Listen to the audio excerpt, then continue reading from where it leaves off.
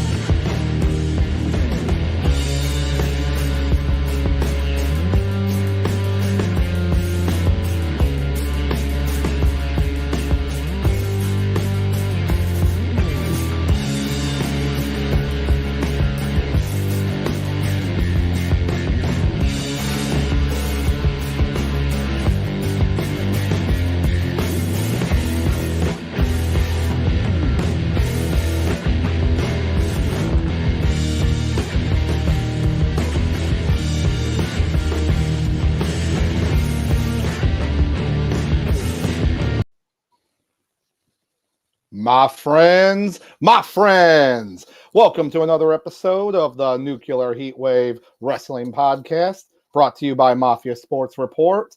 I, as always, am Dr. Love, and this is Sauce Bronson. And we do have a special guest today, and that is the guy, Dale. What's happening? What's going on, fellas? How y'all doing tonight? I'm ready. I'm pumped. So excited you asked me to be on tonight. Oh, of course, man. Absolutely. It's going to be a good show. You know, we do have, a little bit of wrestling in the news this week, especially with Crown Jewel this past Saturday. But also, it's a special week for myself. I, Dr. Love, am getting married this Friday on 11/11. So, and I wanted to go over also during this show some of the most memorable, funny, horrible, but entertaining aspects of wrestling and marriage and wedding ceremonies, which we will definitely go over a little bit later, but it's going to be a fun one. But kind of going into it, we do have with this Crown Jewel show and Saudi Arabia. Look, as wrestling fans, most of us have been like a little apathetic towards the Saudi Arabian shows. And I will tell you this one, if I had to put my like kind of grade or put my opinion on it, this was probably the best one by it was the best one they've done so far, I would say. Oh yeah, by far. And it was pretty entertaining. There were some kind of weird things that happened here and there, but it was actually pretty interesting. And what started off, which didn't think it was going to be the opening match, but Brock Lesnar, Bobby Lashley, opening match. So, and I've always been a Brock Lesnar fan, but I've always wanted to see that Lashley Brock fight. We got it early this year at Royal Rumble. It wasn't what we really wanted. This was, I think, what's going to happen is this is going to set up for a longer feud, possibly. Not a long feud, but they're going to do a couple more matches or something. But I was surprised. I mean, Brock, he's always been known as, obviously the heavyweight guy that's going to just throw you around, suplex here and there. But he is really good at selling. He's always been good at selling and getting injured, taking it. And the way they booked Lashley, it was not a babyface. No, I mean, he definitely had the heel tendencies in it. And What I tell you. I know. And all I can think about. I am a wrestling prophet. All I could talk about and think about was the fact that Sauce here talked about bringing back the Hurt Business. And, it's all going forward to plan, baby. It's all part of the plan. I've heard rumblings about that. Why now? Why do it now? If anything, you would do it at a WrestleMania and bring back the Hurt Business. I think that would make more sense if you want to set up the long-term picture. That's something you want to end it in. But why now? Like, he was such a good run as a babyface. and maybe it's too many of them. But now, most of the heels are champions, or you want to. They're in limbo right now. But why now? He could have had a good run as a face. Yeah. Yeah, and I think the problem is the fact that with Brock Lesnar, he's going to get cheered anyways.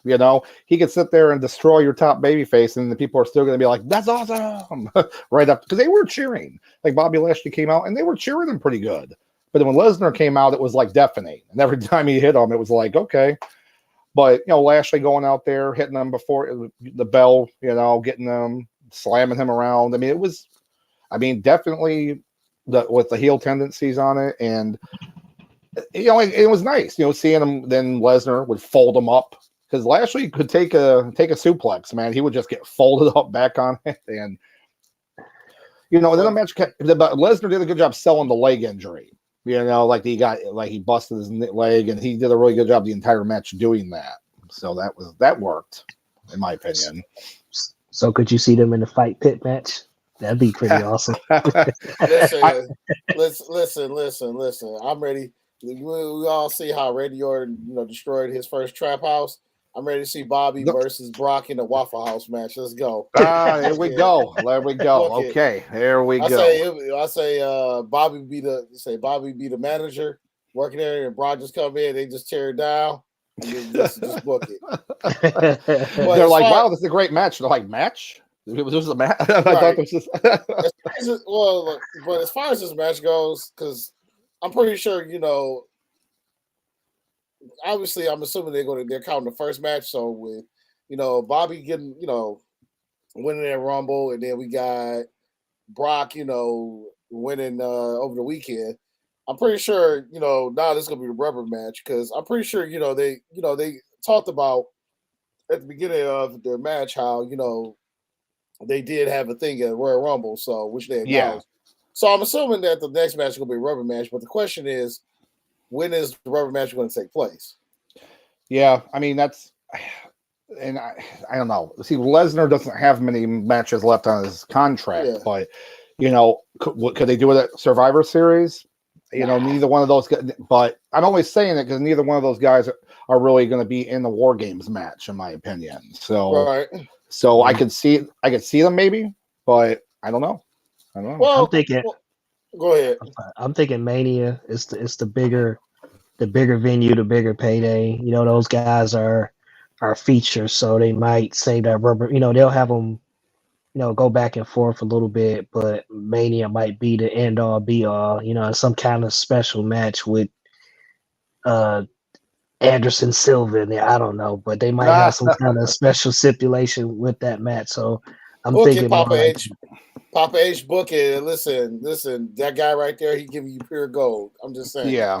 Yeah, I like it. Especially if you do some angle where he injures them, and he's out for a few months, so then you can't wrestle. So then he comes back, and if they do it that way, a Mania match could work for sure. And they definitely want Lesnar there because people are going to tune in for him anyways, But what I thought was just crazy was that finish. That a lot of people were saying was a botched finish, the shoulders being up. Some people, I was reading online, some people thought he should have rolled over into it, not just fall back on the back. But I remember I was like, what in the heck just happened just now? And it was like, okay, it's over. Match is over. Yeah, I'm just letting y'all know. Yeah, this is, I think, me personally. I know we got other matches coming up. We're going to talk about this evening, but this is definitely the worst match of the night for me, only because of the potential it had, and this is what we got. This is like Shayna Baszler versus Baszler all over again.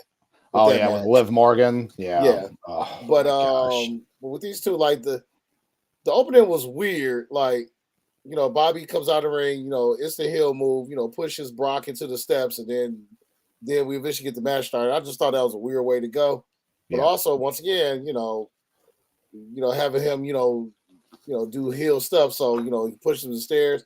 Then after the botch finish, he goes in and the hurt lock. Puts back on. A babyface doesn't do that. No, The only time you ever see a babyface do something like that is if the heel injures that babyface's teammate or the valet or somebody important to them. Normally you never see a babyface do that just because. So that's why I'm thinking like slowly but surely. But also piggyback. Hey, don't call me. Hey, don't call me Shirley Sauce. Come on, man. Don't call me Shirley. Come on. But I'm thinking, y'all did bring an interesting point. I think what's going to happen is they're going to fight. They're going to do some type of like fight, and then Brock is going to injure Bobby for a minute, and then they have him off. Might keep him off until like Rumble. Then Bobby's in the Rumble. Brock comes back, gets him eliminated from the Rumble, and then bam, we got our WrestleMania setup. Yep.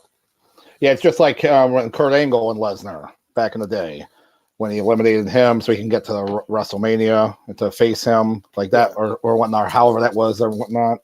So I could see that. And except for that like weird finish and how it was done, it could have been obviously a much better opening match. But man, I was surprised. And I was surprised it was first, but you know what? Lesnar did this before. Remember at WrestleMania, he fought Seth Rollins in the opening match for the Universal title. Well, apparently he left right after he was done. He didn't stay for the rest of WrestleMania. He just went home. Trying to be there. So it wouldn't surprise me if Lesnar, maybe, they were Saudi Arabia, but he like left the arena and went back to wherever he was staying. Because when I saw it was opening, I was like, well, that's similar to that, But you never know. Maybe, now with his more fans behind him, his more fun personality, maybe he stayed for more stuff. But yeah, it was an interesting opening match. I know the crowd was pretty good the whole time too, and that was nice seeing that. But alas, I wish it was longer.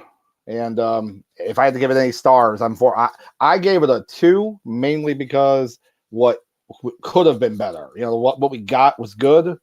But unfortunately, it just wasn't enough to, I was gonna say 1.5, but then I said 2 just for the good interactions they were having. So for me, just to give folks, and our guests on here, we have a little rating, so a little star rating, but we do like to do headlocks. So this rating for this match, I'm giving it not only one headlock, but I'm giving it a Great Khali headlock because it's very forgettable, and this match I don't never need to see again. Until they actually come on, nerve hold, come on, the nerve. They need to take that match out like they took out Karrion Kross's first run. Oh my gosh!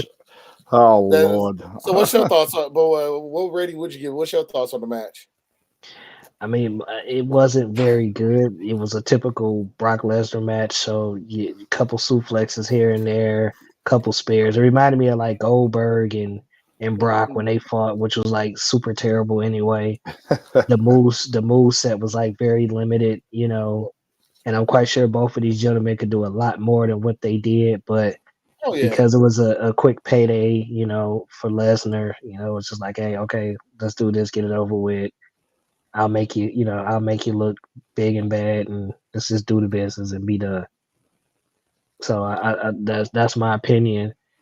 It could have been a way much better match. So I think they might be saving the best match for like a Mania. Yeah, I agree. Yep, I'm with you on that. So, what headlock rating are you giving it? I'll give it a 1. This is one headlock. No, that's it, because I've seen better from both of them. I can't give them much more than that. And I'm wondering who was the producer of this match, because I feel like the person, whoever backstage produced this match, set this match up, was the same person that set up the Shayna Baszler match. It's got to be the same person. It was no storyline, no build up. It was just, hey, he mentioned Brock Lesnar name, he comes out, boom, there it is. It's a match. Right. Yeah. Yeah, and they knew like the Saudi show was coming up, so it was, hey, let's put Lesnar on there. Let's have him fight in this match. But you're right, no build up. But maybe they will for an eventual rubber match. We'll see. We'll see on that. But so moving on with that, with the show, we do have our next match, which was for the women's tag team titles, which Damage Control, Io Sky and Dakota Kai versus Alexa Bliss and Asuka, which just had won the belts from them on Raw like 5 days earlier. So it was like, all right, it make sense. All right. I mean, look, we've all been wrestling fans for so long that we've seen those short title reigns and stuff like that and transitional champions. But this was just odd to me. It was like they felt they needed to have a title change at the show. So that's why this was on there. That's the only way I can describe this. But it wasn't like a bad match. It actually was pretty fast paced here and there. There were some good moves randomly that were new. Alexa Bliss with a sunset power bomb. That's always nice to see. Baby. Remember, Canadian Destroyer is a pile driver. The sunset power bomb is a different move. So listen. I know a Destroyer when I see one. Okay. Okay. Listen, P.D. Williams, I'm sure did that variation once upon a time. I say you can't lie to me. But there was some other good match moves. Like there was cut like a Tree of Woe, kind of a unique kind of Tree of Woe move they were doing there. Another time where Alexa Bliss had Dakota Kai on the ground at the ropes, and then she tried to roll out. She stood on her back and then held on the ropes.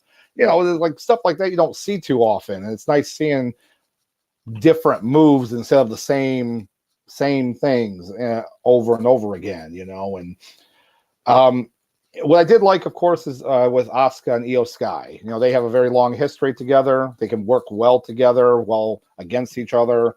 So seeing some of that stuff, they're kind of like semi-strong style, stiff fighting, which was nice. And then, of course, Michael Cole brings up, they were in Triple Tails together, which is just, again, this is a different era we are in now. Yep. This is unheard of in events era to bring up stuff that, they were in having done before. And now it's like, cool. All right. Wrestling fans will appreciate this, But what was your guys' thoughts on it? I'll go ahead and let the guest give his thoughts. All right, dude. Let's go.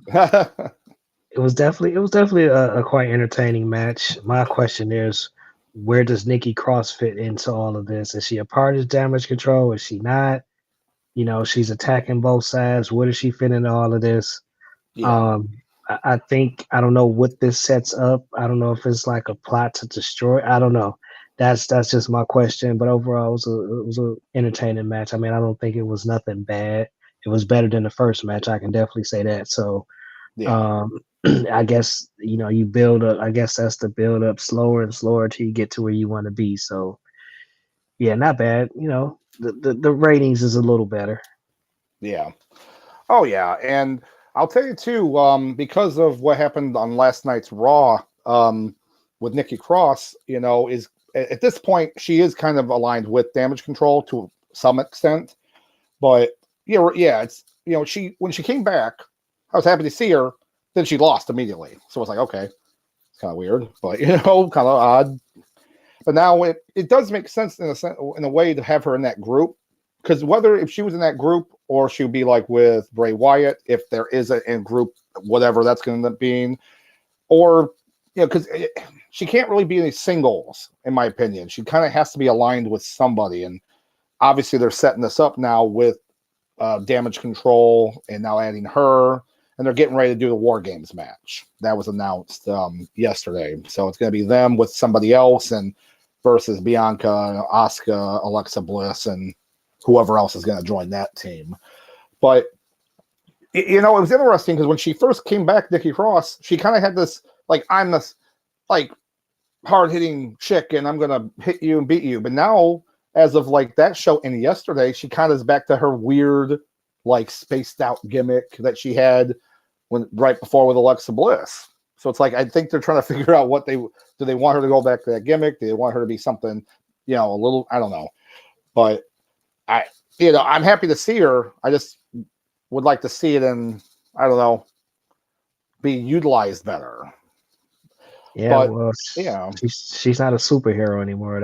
She's not. No, they could have just had her when she turned heel. They could have just called her almost a villain. I mean, I don't, there was a right? opportunity there. That would have been cool, right? That would have been. But as far as the match goes, I thought it was pretty solid. It gave me kind of like Swerve with Our Glory versus the Acclaimed vibes, where it was a tag team match that started off decent, and then all of a sudden it just turned It's a much better than what you thought it was going to be. And that's the vibes I got from this match. And for a while, it seemed like it was almost like watching a mirror match. Like if you ever play a fighting game, between Sky versus Bliss, and then I'm sorry, let's say Kai. God damn it, because they names rhyme so much. But Sky versus Asuka and Kai versus Bliss. It was like you got to watch two blondes with colorful hair fight each other, and then you got I say two Asian chicks just fight each other. It was like watching a mirror match the whole for like the second half of the match. And I'm just looking at it, and then one team's wearing white, the other team's wearing black. I'm like, this is almost like watching a fighting game. Good versus evil. Damn near. And I'm sitting there, and don't get me wrong, it was a pretty solid match. As far as because Asuka and Bliss, you know how well their chemistry was going as far as doing a lot of tag moves and whatnot. And then you also had the big spot where you had the superplex. Yeah. For all four girls. But it's just annoying sometimes. But as far as the tag match, it's annoying when people lose the belts one week and then they get them back basically the next week. It's like, what was the point? Yeah. Like if you wanted, I don't know. To me, it was just dumb. Like if they really wanted a title change, they could have just picked another title to do. Like how we saw the 24/7 belt on Raw, they could have just did a 24/7 segment on there. But there you go. There's your title change. All right, y'all. Let's keep it moving. Yeah, exactly. But the match itself, definitely three. We give it three headlocks and a Ric Flair chop. It was a pretty solid match. Those girls, they did the damn thing. And then also something I noticed too, as far as with the women matches, not just theirs, but other women's matches. How the folks over there, they was like really into it, like the men and the boys, like they were like really, really, really into the matches to the point, they were sitting there, cheering. They was fully invested. So, which I thought was pretty cool as well. Yeah, it really is, especially because it's over in Saudi Arabia and everything like that. Yeah. And another thing to point out too that I like too is like when they first started doing the women's matches over at Saudi Arabia, obviously they were wearing like the long sleeve like shirts, and then they would wear like a t-shirt, right? A t-shirt on top of it that was like their shirt or whatever.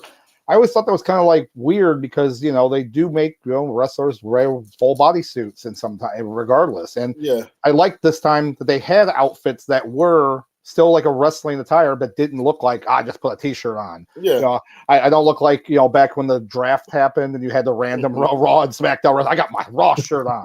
I got my SmackDown shirt on.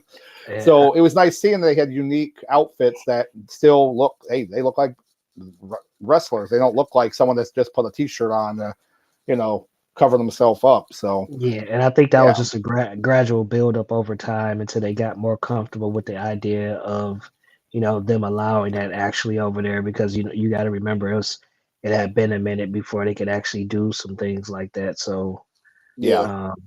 Oh yeah, I remember. I think it was 3 years ago, I believe it was, that when they had the show there, during the show they were like, oh, just like 2 months ago, women are now allowed to drive here. I'm like, oh Lord. So you know what I mean?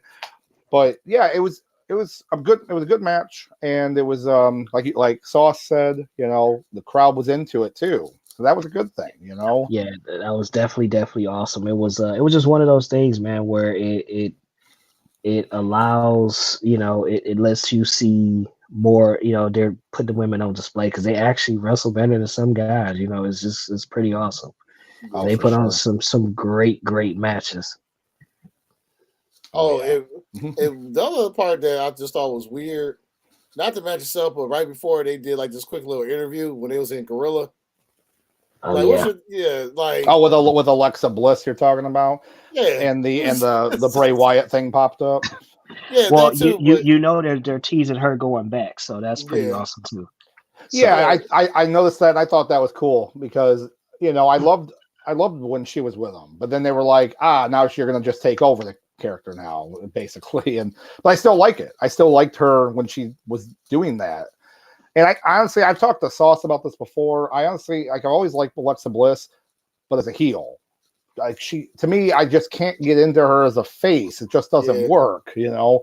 A heel, she always was the best at a heel. Like NXT, she was, baby face. It was okay then, but then when she turned heel, it was like perfect, you know.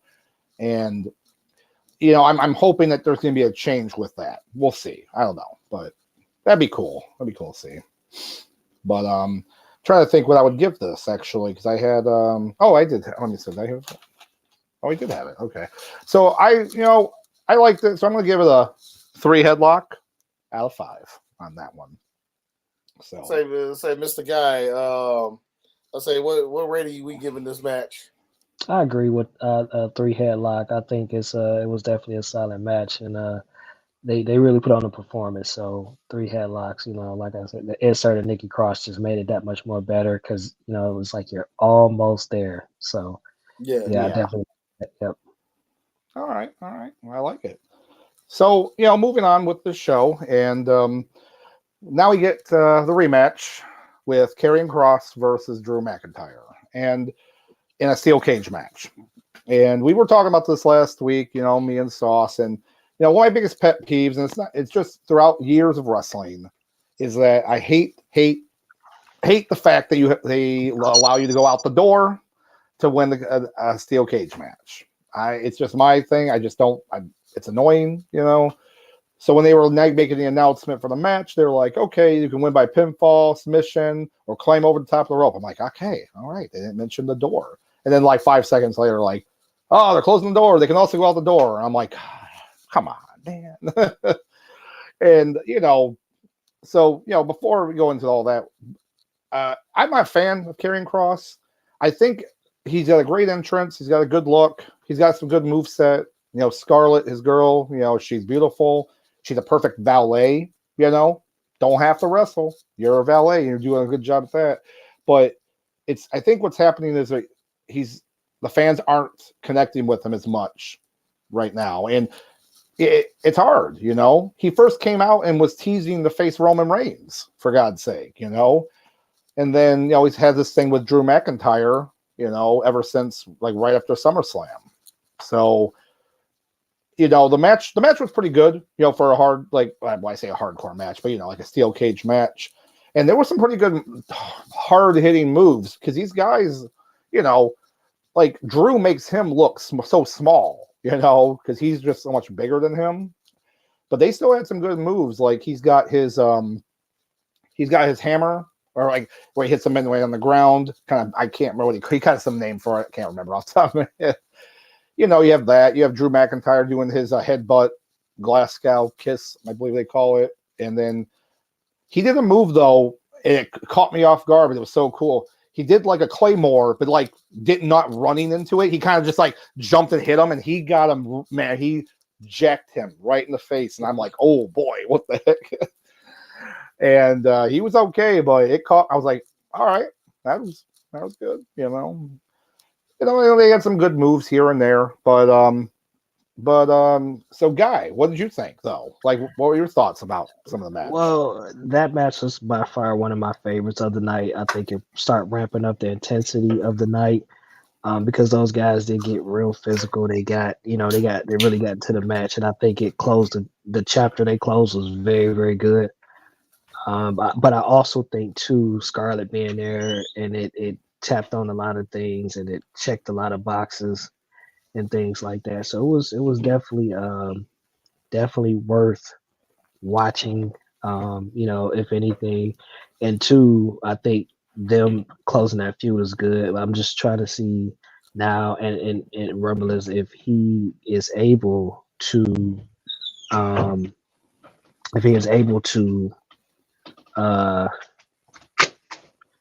align himself with Bray Wyatt, which I heard rumblings about that. That would be pretty cool. That could elevate his career, and he can take him on, as a I don't know, of a partner or something like that, or just like after they find out where Wyatt is going. But I definitely think that's something that could happen. Yeah. I mean, I just hope like we keep seeing more of him, especially in the future, maybe going for the Intercontinental title. I know he would have a great hard-hitting match with Gunther. I know that would be awesome to see. But, when the match continued to progress, of course, then they start doing the opening the door, but then that's when, of course, you have the great valet move, right? Drew tries to walk out the door, and then Scarlett goes and sprays him with the mace again, sprays the ref too, who sold it so well. He was just like, and he falls back in there, and all this. It was pretty funny. Like I was, because it just reminded me of kind of like old school valet would do, heel valet, and that whole thing was pretty. It worked, right? It was a very funny kind of spot, and it also evened it up because at that point Drew was kind of getting the upper hand, so it kind of let Kerry and Cross get back into that match a little bit. Definitely a lost art form, but Scarlett definitely plays her part, and that's pretty awesome about that. She definitely plays the part. So kudos to her, man. She steps in there and just does what she have to do and doesn't make it awkward, So kudos to her for that. Yep. And then the ending was again it was like a unique ending that really doesn't happen the way they did it so often, So, you have Scarlett, the ref's already knocked out, all this stuff, and Drew's trying to get out of the cage, and then she like locks the cage and takes the key, and she's like, "I got the key, it's all good." And then, she sees Drew try to climb the cage, so she's like, "Oh God, I gotta unlock the cage now." And of course, she fiddles about to try to get it, and then he beats him out of the cage before Karrion Kross could win. So by winning that way, as opposed to like winning by a pinfall or submission, it doesn't like hurt Kross as much, I guess, in the loss. So that's why I'm saying hopefully he will continue to have more of these feuds in that middle tier with the wrestling right now, kind of the ranks. But I was entertained. They again have some hard hitting moves in the match. Drew McIntyre even did like a Michinoku driver at one point. I was like, where's that coming from? Personally myself, I like to see him feud with like a Kevin Owens or something. I think that'll really get everything going. Oh yeah, there's a lot of things I'd like to see Kevin Owens be doing, and Triple H, that is one of his boys. So I'm hoping that in the near future he will be in a higher spotlight. So we'll see. But I'd love to see that. I would. So, Sauce, what did you think though? I actually enjoyed this match. Like I like Karrion Kross.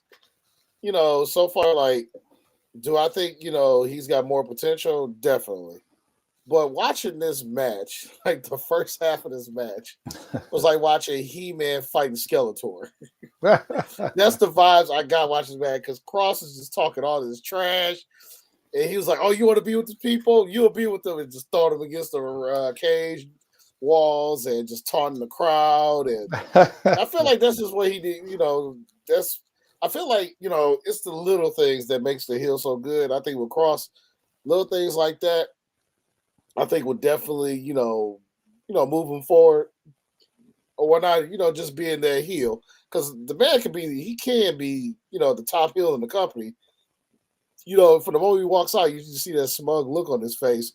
As a fan, you just want to just reach to the screen and slap that look off his face or whatnot. And the sky, I'll definitely say the sky's the limit with him. And then also, but the match itself, I enjoyed it. Once again, it was like I would say it was like the chemistry between the two guys. Like it almost made you think these two guys really hate each other. Like the way the way they were just slapping sweaty meats against each other, just all through the cage or whatnot. And then you got to remember, and then one spot that was cool too was the superplex from the top of the cage. Yes, that was very impressive because me and Sauce talked about this last week because we said we kind of were unanimous. And we're like, no one's going off the top of the cage, like doing like a. But then he got up there. I'm like, oh gosh, he's not going to he superplexed him. Yep, off top of the cage. Superplexed him. So. And then, like you said, with the valet, like Mr. Guy was talking about, with the valet is a lost art form in WWE, but she was great because, like, she's been the benefactor of some of his matches, and then the fact that she screwed up at the end, she couldn't get him out at the end. She basically like a failed henchman that just messed up. Yep. But She played the part though. She did. She really did. It was good. It was good too. But like, I was just looking at like how, and then these both men, made use of the cage as a weapon, which I always like to see in the cage match. But definitely, the chemistry that these two guys got with each other. Mind you, Karrion Kross, he was elsewhere doing whatever, and got the phone call, came back to WWE, and right away didn't even have time to cut his hair. Put in a feud with Drew McIntyre, and they just like hit it off. Yep. So the dude, like, as long as he has, I would say, as long as he has a strong baby face to go against, like, I think that the sky's the limit for him. Like, hell, I mean, they could put him, if they want to give him something to do, they could put him with Rey Mysterio, right? Or not, just do a quick little bully feud with him for a minute just to give him something to do. But but it's like, like Guy was saying, it's like, where do you go from here with Karrion Kross? I mean, he basically just fought your company's top baby face. So it's like, where does he go from here now? Yeah. That is the question. There is a few options, but they have this World Cup tournament coming back. Hopefully, Shane McMahon won't be the best in the world from it. Oh gosh. First, I was like, "Oh my gosh!" You know what? If I'm Papa H, if Shane comes in the building, I got my water spray bottle. I'm just spraying him like a cat. Like, get away, go away, go away. like Shane, just go away. We'll find somebody for you to like jump off the top of the rope and kick in the face of WrestleMania. Just stay away from creative or not, and yeah.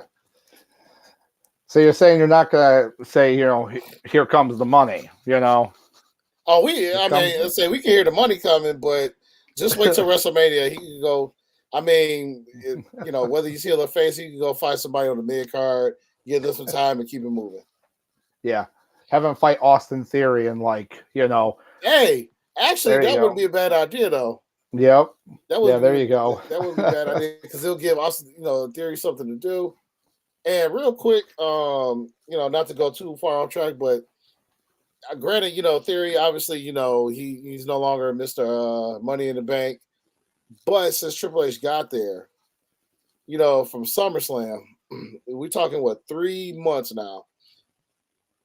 Like, his character's definitely grown on me now. Like, I'm actually kind of invested in him only because he went from a guy that people was booing only because of the politics is from McMahon, appointing him as, like, as the guy that Vince McMahon wants you to cheer for or wants you to accept. Now when people boo him, it's because, he's a pompous idiot. He makes an ass out of himself every week. So now people are more invested and for a different reason for him now, which I'm glad, like Triple H he literally could have came in there, took away the briefcase and just, throw him into obscurity. So he could have just threw him in the Sunday Night Heat and say, there you go. And then look at McMahon like, hey, Dan, look what I just did. But but the way that they're treating him, like, I actually, it makes me actually more invested in him now. Because now I just want to see what stupid thing he does every week and then get his comments too. Yep.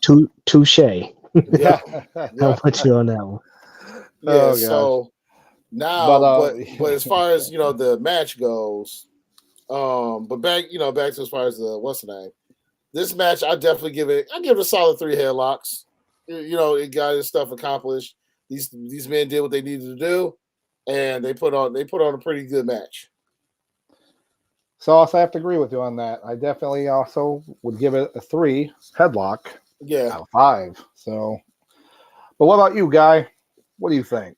I'm going to give it 3 headlocks and a Ric Flair chop. I think it was a pretty good match. That was one of my favorite matches of the night. I was expecting to hear you say 4 headlocks. I mean, me personally. 3 headlocks and a Ric Flair chop. I mean, I think if it would have went a little bit further, it was some more stuff I thought they were going to pull out, but they didn't. But 3 headlocks and a Ric Flair chop. I think we hit it on the head there. Okay, I got you. Yeah. So, but so moving on with the show, so far it's been again pretty solid show. And it does continue to a point, especially from at least for me, an entertainment aspect. and that is with AJ Styles and the Club versus the Judgment Day. And obviously they've been setting this up since the Good Brothers came back, which I was very excited about. And I'm telling you, I mean, the match had some good spots in it, and going over a few of that. But what I cared about the most was the fact that the match was starting, getting ready. You had AJ Styles and Finn Balor, in the ring briefly. And of course, that's what they're setting up for. They're setting up for this amazing singles match that's going to happen with them. And Michael Cole was talking and said, we have Finn Balor and AJ Styles here, former leaders of the Bullet Club. They name drops the Bullet Club on WWE TV, and I literally I was in the living room and I dropped several like F-bombs. I was like, what is going on right now? I had no one to talk to. I was like, no. But and then he continued to talk about it when Carl Anderson got in the ring, was fighting. He said, all these guys are former members, former leaders of the the club. I'm like, what is going on? They referenced him being the current, never open weight champion in New Japan. It was, and even when they first came out, they referred to him as Doc and Machine Gun. Now being Doc Gallows, that they've kind of said that once or twice. Usually it's Luke Gallows, but they've never called him Machine Gun Carl Anderson, and it was just surprising. But it's Michael Cole without Vince in his ear anymore. So, and it just, to me, that was great. And also wrestling fans that watch that don't like, I watch all kinds of wrestling. I love the Bullet Club since they first kind of started in New Japan back in 2010. And, it's just seeing that happen for people that kind of watch WWE, that's going to draw more people in. Like, that's cool to see that you're referencing these other accolades that these people have had. I don't know. It was, so to me, like that, I was like, okay, I'm done with the match, even though the match had barely started, but yeah, it had some good spots though. Carl Anderson is like one of the, technically the official Andersons, does a badass, spine buster. Cause I'm sitting here like, we're a spine buster. Oh, there it is. Okay. So that was cool to see that. There were some weird kind of botched miscommunications in the match. The time when Finn Balor kind of ran in the ring and kind of tripped and fell and flew through out of the ring. I'm like, what just happened? He it's not like Enzo Amore smack into the ropes. No, he just kind of and I think he tripped over Dominic Mysterio or whoever was on the ground trying to run against the ropes. So when he fell, he just kind of got out of the ring. But so there was a little bit of miscommunication, but anytime you have a big match, 6-man tag match, it's something you're gonna have that. It's hard to lock down those spots like that. But I don't know. I was entertained. What do you think, Sauce? Well, actually, I want to hear from the guy first. Oh, okay. No pressure. Well, no pressure. Oh yeah, this one. Yeah. For me, to your point, there were some botches in there. I do like the Rhea Ripley effect. I love that. I don't know if I'm as invested in the OC versus the Judgment Day. I kind of like it. I think there could be other elements to it. It wasn't a bad match. They did put on some, obviously some great spots.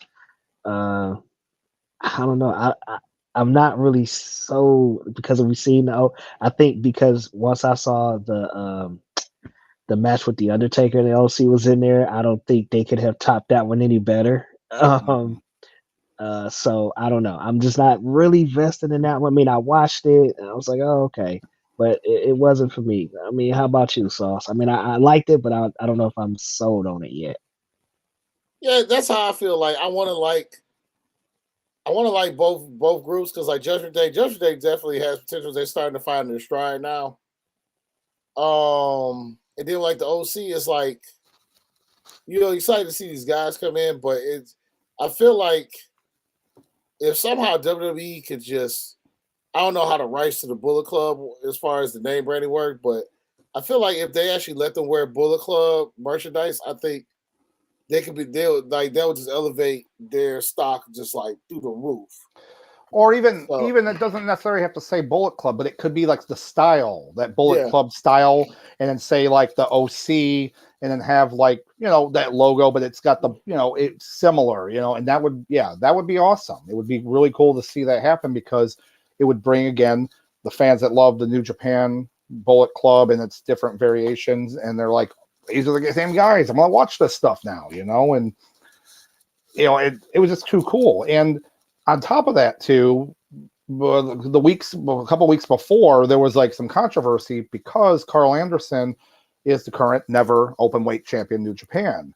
He was scheduled to wrestle on the same day at the Battle Autumn show against Hikilo for that championship. So initially, New Japan released a statement saying that if he, you know, basically blaming him that, you know, for not working with them, and that they're going to vacate the title. And then Carl Anderson, you know, social media, whatever, said, I'm not vacating, all this stuff. So then they released another statement saying that, well, okay, we're going to have Hikilo's going to face, you know, have a match with somebody else, not for the title. But then they stopped saying they're going to vacate the title. And what I think is going to happen is at Wrestle Kingdom, their basically version of WrestleMania, they're going to let Carl Anderson fight him. They're going to let him go and fight him in that match. It's the only logical explanation why they wouldn't have vacated the title, which they could have done easily, you know. But well, if you really think about it, like, it would make sense for him to go and do that, and on top of that, he'll lose the title, because after really this feud, what else is there for the OC? Yeah, and that's fine. Like, lose it, and then that would work. But it would, again, kind of brings that idea of, you know, the working relationship with these different companies. I mean, Shinsuke Nakamura is allowed to work with Noah to face the Great Muta, which I know he's going to love, because that's one of his idols. A lot of wrestlers, you know, grew up watching him, you know, and the fact that that's happening, I mean, that's happening 3 days before Wrestle Kingdom. So it's an interesting new world we have, you know. Let's see. Hopefully we see some more stuff like that happen in the future.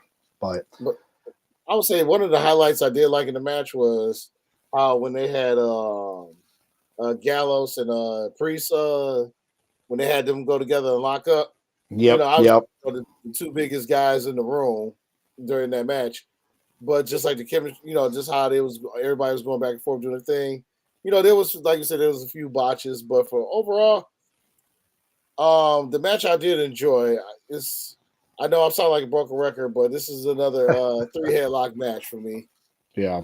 There was that one cool spot they had where the superplex, and then the other two had electric chairs. Yep. So then it was weird too, because like it wasn't all the same team, right? It was like one person was taking the hit from one team, one person was taking it from the other team, and then superplex. So like everyone was knocked out. So it was better than just the kind of the same superplex that always is done.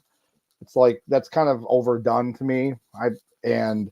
So that was a little different, you know, because as long as you do electric chair, fine, you know, not no Legion of Doom clothesline and just flip them over and break their damn neck. And, you know, Henry O. Godwin, I'm sorry, or someone not.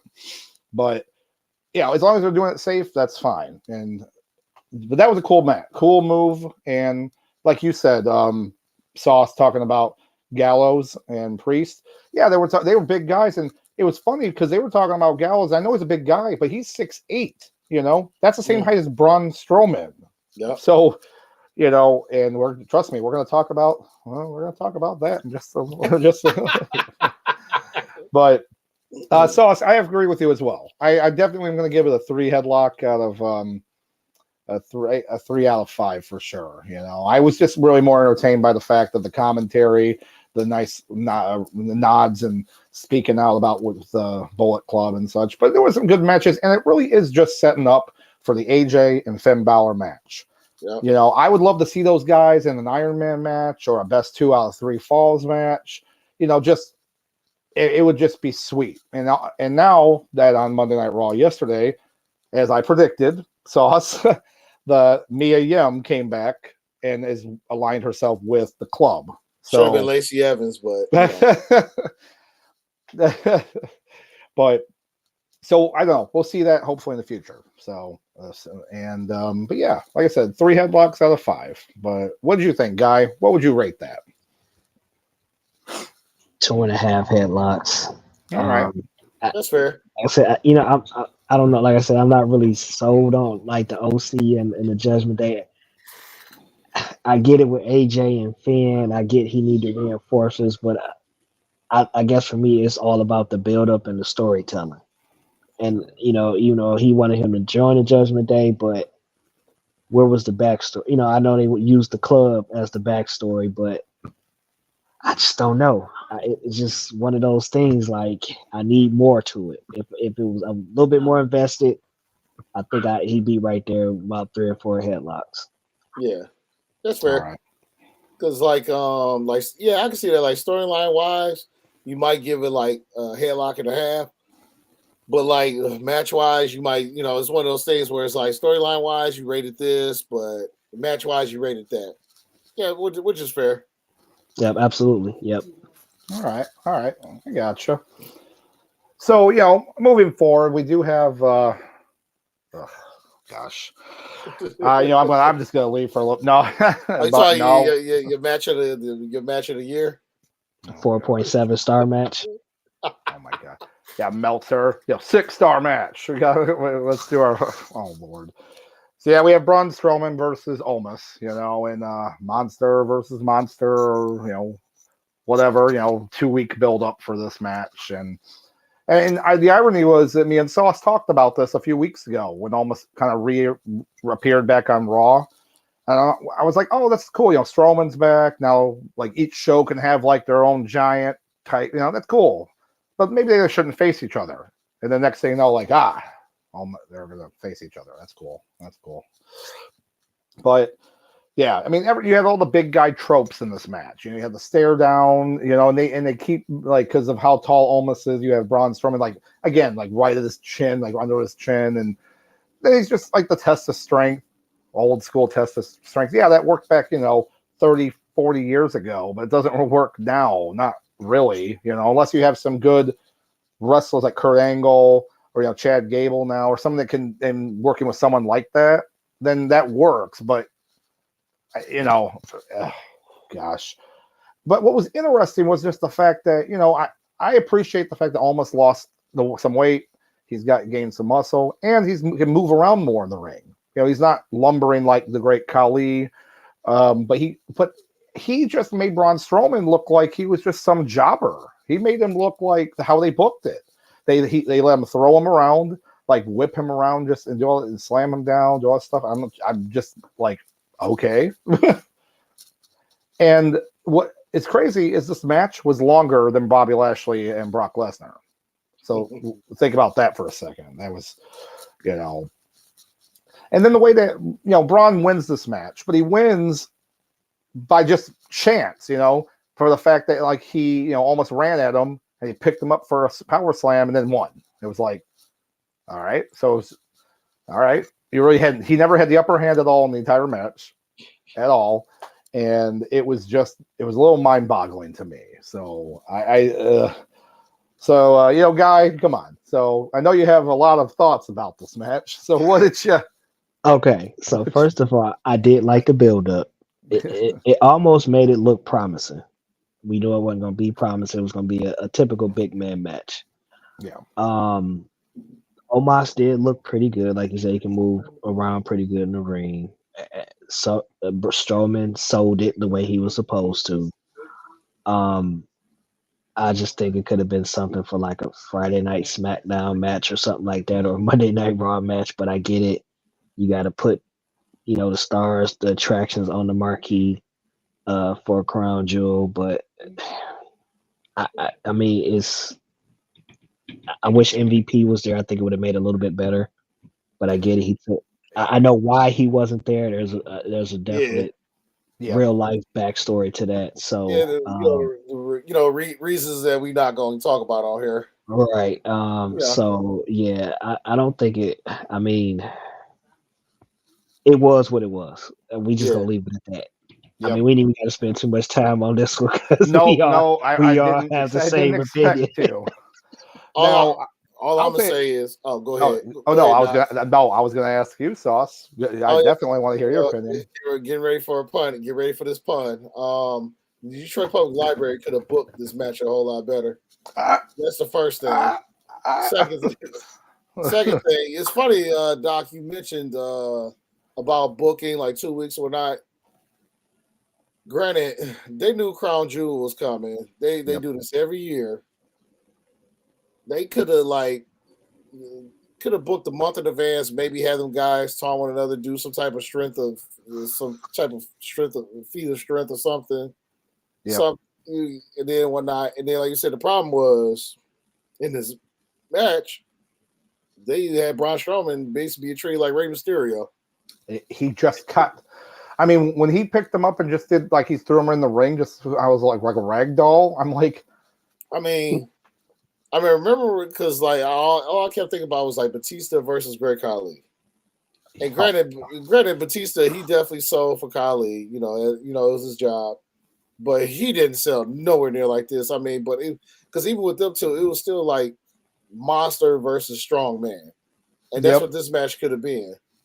And then they could have easily did some stuff like they could have told like have like throughout the match have Braun try to pick him up and then his back go out whatever. Yeah. Eventually he gets to that Hogan moment where he does eventually slam whatever. But yeah. I honestly just feel like a child could have booked this match better, and now I'm convinced that the person who produced this match is probably the same person who produced the Brock match and the Shayna Baszler match, and I'm never going to let that Shayna Baszler match go. I'm not going to let that go until 2023. So you're saying if there was a different booker for this match, it almost would have been a better match? Hey, I see what you did there we go. There we go. So, Guy, just let you know, lots of puns. Usually puns most of the time, and and it's always fun when Sauce is like, got it. It's like, but this match, I give it a one headlock, and it'd be like the headlock from James Ellsworth trying to headlock Braun Strowman. That's too funny. Oh my gosh. Oh, but Ali, that was not my worst match. But this was not my worst match of the night. That still goes to Brock and Bobby because that match had more potential. This one, we all knew this match. We all knew this match was going to suck. I'm in agreement with you there. So I'll give it the one headlock as well. Yeah. But that Brock and Bobby match could have been so much better because they have so much more potential than these two. And I feel like that makes that match even worse. Right. Yeah, right. Absolutely.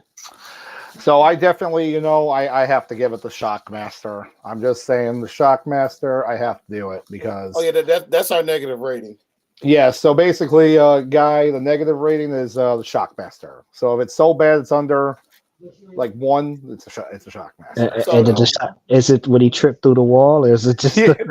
Yes. Oh, yeah. It's whatever the Shockmaster part of his career. Yes. Yeah. Whatever you think it is, that's what it is. Like my Shockmaster match this year, Guy was, it was Athena versus Jade Cargill. That was my Shockmaster match. Oh, yeah, we were all witness to that one. But. Okay, let's try to wash that match off from us for a second. So we're gonna move on to a match that I was pleasantly surprised in this match. I really was. But you had the Usos versus the Brawling Brutes of Ridge Holland and Butch, and ever since the Triple H kind of new renaissance with WWE, like Butch and them, I think they're probably the biggest, besides the people coming back and stuff, they're the biggest transformation of how they want to be here and want to wrestle. When Pete Dunne was brought up to the main roster and he was called Butch, if you just saw him, he looked miserable. And he didn't want to be there. Now he's excited to be there, to wrestle. He's got his tights he wrestles back in, and it was like watching this match, Ridge Holland, he's gotten better too. He's still kind of a generic guy to me, really, but put him in the group was a pretty smart idea. this match, obviously was a match where you knew like the Usos aren't going to lose. They're not going to lose this match because they're going to go and pass the New Day for the longest title reign. That's the idea. But they made it into a match. They made it into a match you thought they could have won. There was some good, hard hitting moves there. A couple times where you had a near fall against them, and it was some good tag team movements there, like where you throw out one of the Usos and go pin him, so he couldn't get back in the ring quickly. Just some smart wrestling technique and tactics there that you don't really see too much in tag team matches much anymore. So it was, I was entertained. And the one thing too that I really thought was a really cool thing, but obviously, we're not really going to talk about his reasonings. But obviously, Sami Zayn's not there. He doesn't participate in any of the Saudi Arabian shows. But they started chanting that we want Sami during the show. And I thought that was a very cool thing, because, wrestling's a global phenomenon. And you look at people want to watch wrestling all over the world. And they put aside any other cultural differences because we want to get Usi. That's what I think they want to do. They wanted to get Usi. And so I thought that was cool, seeing that and hearing that, of course. But yeah, the match I thought was it was a pretty solid, tag team match. But Guy, what'd you think? It was a pretty solid tag team match. I really liked the action in it. Like you said, the Brawling Brutes they've been built up a lot, over the past course of the months. Ridge Holland has gotten better. Pete Dunne definitely is back to his old self. And one more thing too, the Usos they're such on a different level. They can make anybody look good. And I got to give them credit for that. I mean, it could be the B team and they can make them look good. But they are such on another platform, man, and they can elevate anybody. And I think this was such a good match. Like this was one of the second best matches that I watched because they can sell, they can do everything, and I think that's what makes them, as good up there with the New Day because they can do that. So this definitely got the blood flowing again. Definitely got me excited. So. The near falls, like you said, this definitely was a great match. I agree with that wholeheartedly. How about you, Sauce? Oh yeah, definitely. This is another 3-headlock match. Definitely 3-headlock match for me. With even with what's the name, Rich Holland, we had the spot where both Usos was on the shoulders. Yeah, or whatnot. And that like was a cool spot. And it goes back to what I said 3 months ago. It's like when you work at a crappy job, but then when management changes, the job isn't so crappy so more. You actually want to go to work, and that's basically what these guys are doing every week now. Yep. They'll say the old man is gone, Papa H is here, and everybody just has like we talked about it with the Raw after SummerSlam. Just the pep in the step as far as with AJ, it was AJ versus Ricochet versus Ali. Yes. In a triple great match. Great match. And just then, like you could just see, like just from that match alone, you could tell like guys was excited to show up to work. Yep. And so this is another thing, like you said. So with I call him Pete Butch. When like you say, it's a huge difference. Like when he first got there, he was just like, all right, I'm just gonna ride this contract out. Now to like he shows up to work. He believes it's almost like he believes in his character again, and it's great. And then the finish was sweet. They did that off the top rope like 1D, Yep. and because at first when he was sitting up there, I was like, "What's he doing? What is he doing?" And then he like fell into the 1D, and I was like, "Oh, that was pretty cool." And then I like how Jay, they was talking about his wrist, his wrist being hurt, whatever. He's not gonna leave his brother behind. And of course, eventually, when Pete Butch got the opportunity, he went after that wrist. That joint manipulation. That's what I love, because that's what he was known for, really. Yeah. To work on the joints and everything. So yeah. Yep. So once he got the opportunity, I was just looking like, come on, I know it's coming. That train's never late. Come on. And sure enough, yeah. And like I said, Rich Holland was there. I mean, he was there. He showed up. He was fine. And like I said, of course, the Usos once again, they definitely, they went from Rikishi's kids to instead of Rikishi's kids, now they're basically they're the Usos. Basically, it's the father, Usos' dad. Oh yeah, and Like, they are tag team megastars. Yeah. The work they've done, especially in their early career when they were face and everyone loved them and they were champions several times. But the best thing really was when they turned heel. It was the best move for their career, and changed music, everything. Oh yeah, it works so good. They just got really oozy and just did it. Yeah. They got really oozy, baby, really oozy. As OJ would say, the juice is ooze.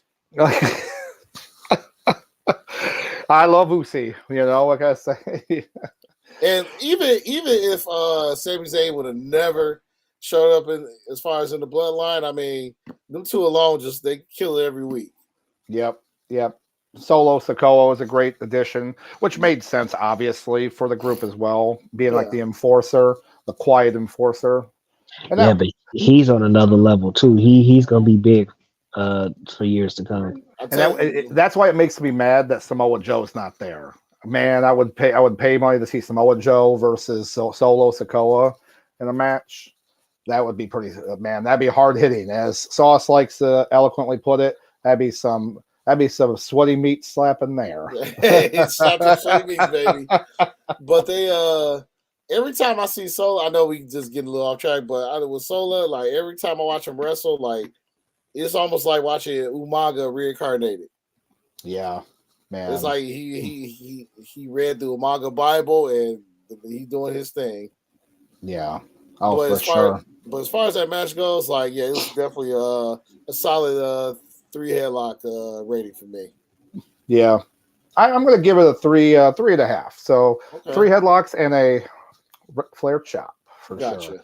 But, before we go on with this match, because we were talking about the Brawling Brutes and, of course, their leader, Sheamus. And Sheamus was injured, but he actually got married. He got married last week. So it was kind of cool. A lot of people were there. Miro, Drew McIntyre, Claudio. It was kind of cool seeing like the pictures from that. But my point being all this is that, here at Nuclear Heatwave Wrestling Podcast, we have a good time talking, chatting, and everything. But sometimes we might get our stuff wrong. And I do want to put out a, simple retraction. And that is that I assumed that my beautiful fiance, Holly, that she liked Sheamus. And, and unfortunately, I did get wires crossed, and she is not a fan of Sheamus. So basically just kind of putting that out there and just letting you guys know. However, I did find out that I think she is a pretty big fan of the original bro, Matt Riddle. She did mention that, I believe. So we'll find out. Yeah, Sauce was there that night. He was. So he can attest to that. But just had to let everyone know there, for transparency purposes, right, Sauce? So I say Miss Holly, number 1 bro. Yeah. But Guy, what would you rate that Usos match? I give it 3 headlocks and a Ric Flair chop. I think it was worth it. I mean, like I said, it got the juices flowing. It got the crowd back into, even though they were into it anyway, but it got them back into it, back engaged and everything. So it was great. I definitely felt like that was a step in the right direction from he who shall not be named in the last match. So yeah, definitely a step in the right direction. Oh, that's funny. But all right, so moving on, we again, this show really has it's really just worked really well. The flow has been good through this whole show, watching it. And now you have the women's championship match, the Raw Women's Championship match, the last woman standing match, which is funny because I think me and Sauce talked about how they were going to probably do a new stipulation, and last woman standing. So we have last woman standing match, and I don't know. Sometimes it can be good. Sometimes they're whatever. But this one just was bonkers. That's all I gotta say. That's the best word I can say. It was just, it was bonkers. Whether it almost turned into a TLC match. She's bringing the table, she's bringing the ladders, the chairs, and I'm like, okay, so let's see what's going on with this. And let's say that for a moment I was getting AEW that stadium match vibes, but continue. Oh no, that's a good point right there. And as that'd be so cool to see if that was a group thing, similar to how AEW did that. That's a good point. But yeah, there were some good spots here and there, but there was also some sloppy, like weird moves, or like they're working too fast, and like there was one specific spot I saw, and it was like they were out by the ring, and then Bianca was trying to drag Bailey, and she like slipped off the runway and kind of went down to like the crevice there by the ring, by the she fell through. Well, what was interesting about it was, like, obviously they sold it. The refs like, get away, and then Bailey hits her like, I fully believe that she did that on an audible and did that to sell it to it, because if you see it, she really looked like she rolled her ankle partially on it, because that's what I thought, because I've rolled my ankle before, and that hurts. It takes a few moments or something to go away, but yeah, and I was like, oh man, but it's the nature of those hardcore matches. Again, they can be typically kind of sloppy. They can be kind of, like chaotic, and it's okay, but you still have to be safe, and you still have to know how you're doing these moves. But there wasn't too many of those parts. But what really stood out was the uniqueness of the ways that Bailey tried to win. And when they got Bianca against the ropes, against the ring, and then put her like inside the stairs, and then like covered up the stairs, and they're like, count. It was like, what is this, mousetrap? She just trapped her with the. And I'm sitting here thinking, couldn't she just have went under the ring? Because you're right there, the apron could just. It's wrestling logic, though. She was trapped. Wrestling logic. And even later, when there was like out on the stage there, and they had like the equipment case, they threw her in the equipment case, and I'm sitting here going, why didn't you just sit on the case? Why didn't you just go sit on the case? Like, again, wrestling logic. But it was still a funny spot. It was still a unique kind of spot to see, and and they had some, oh my gosh, I just I don't know, I just laughed about a couple of spots, and then of course, Sauce, before he had watched it, all he saw was a thumbnail online of the golf cart, like Bianca driving Bailey down the golf cart. He's like, so what happened here? He's like, I said, you know what? I don't know. The golf cart was so slow. So when she tried to run into Bianca's like this. Like, what are you doing? Why are you staring at it? And then she barely like moved up, and then she like stepped out of the way. Yeah, it was like that. Was it the first Austin Powers movie with the steamroller? Yeah. It was ridiculous, And then they were like fighting on top of that golf cart, and then you could tell the golf cart's roof was falling apart. So then the ref was like trying to like hold it up, because you could see that part of it was breaking. And I'm like, oh, please don't break, because don't like fall through, because that's good. So then, she drives her back up to the ring, and it's like, okay, cool. Let's see what. And they had already set up a table.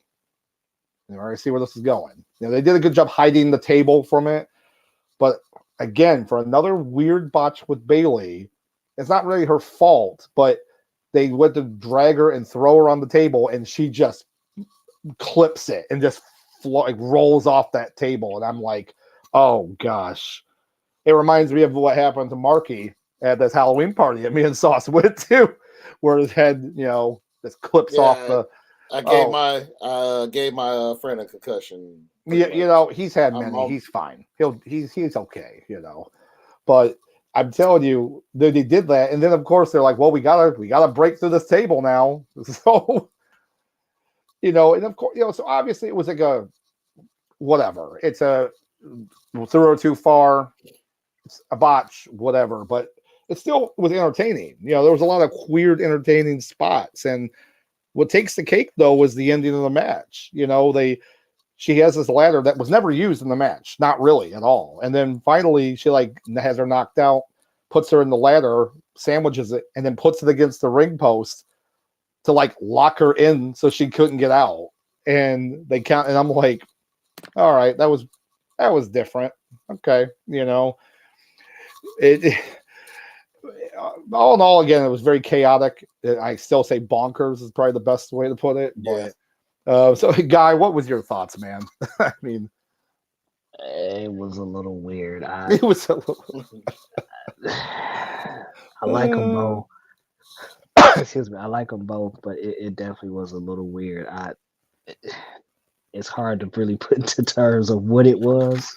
Yeah, Just gonna say it was. So, I don't know. I mean, the action was good. It was some hard hits here and there. They definitely took the bumps they were supposed to take, but it was just like to your point, Dr. Love. It was really, really weird. So I don't know. How about you, Sauce?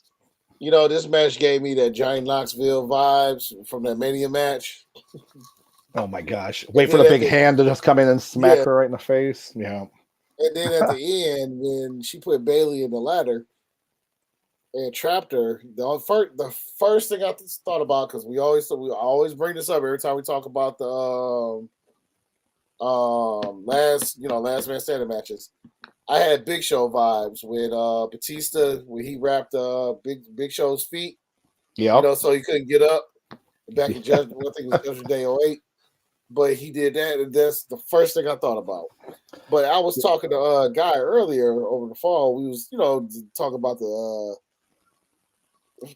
the pay-per-view for a hot second, and I said the thing about these last man women standing matches, it's kind of like it's a slow burn sometimes, because sometimes is the best way to describe it to somebody who's not a wrestling fan is it's almost like The Shining. How you got that slow burn until the third act. Yeah. And some matches are like that, but this definitely was not one of them. This was like, okay, well, it was like Wild E. Coyote booked this match, and I was here for it the whole time. I was here for it. But overall, with this match, I was thinking I was gonna go 3 and a Ric Flair chop, but I'm gonna just stay with a 3. Mm-hmm. 3 because I feel like only because of all the extra stuff that they was doing that made it more entertaining. If they didn't have none of that, if they didn't have none of the extra stuff, and they just without all the extra stuff, this probably would have been about a 1.5. But the fact that they kind of did some extra stuff, thought outside the box, I was here for it. So. But yeah, I'd say I'd give it a 3 as well, just for the funny spots, that kind of worked, even though some of them didn't really work. I'd say a 3 just for the entertainment portion of it. And, I still am upset a little bit because, you bring Bailey back after so long from injury and you've just had her keep losing, Yeah. And I know they have the Bianca train she's going Super Cena at this point right now. And that's kind of what they're going for. But still, it's just Bailey one after another as Bailey just keeps losing, and it's just so frustrating to see that. But we'll see what happens, because I know they're setting up, like I said, for War Games in a couple weeks at Survivor Series.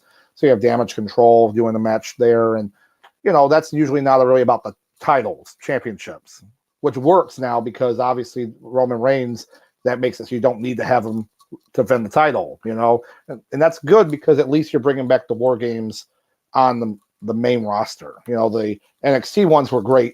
They were really entertaining. So it's good to see this back on the main roster, make it more interesting, because, Survivor Series is definitely not one of my favorites. It really isn't.